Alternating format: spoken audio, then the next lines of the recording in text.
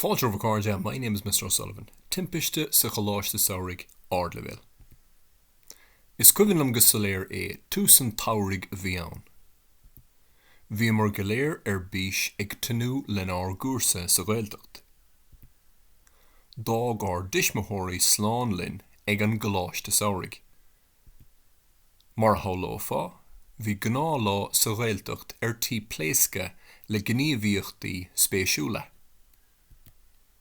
Chuir snas guid Gaeilge láirtha sna ranganna chuile bhadan. Omhránóna imríoch cluichí den Ilachort timpeall an Choláiste. Cluiche den sco a bhí faoi lán seol, tránóna amháin, súla gortaíoch, cara lum. Rinne gramú fíochmhar agus fága i gnap an talamh. Tug a lámhchúnta dó chuig an gcár, is ba léir go raibh sé is sáin.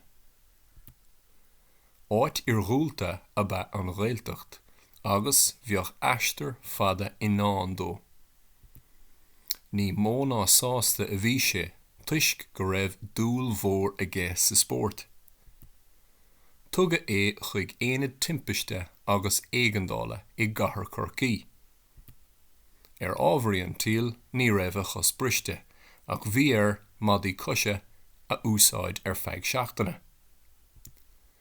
Chur scéile chuig banistóirí an Choláiste agus tuismothirí mo charad.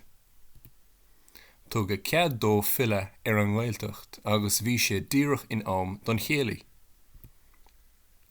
Cé nach raibh sé in ann damhsa linn, bhí sé canna in ard a shín is a ratha.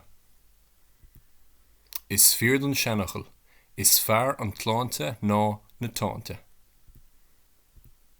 Cé bheith duine tá sa fictúr seo? Cén táim is sa fictúr seo? Cá raibh na daoine sa fictúr seo? Slán libh.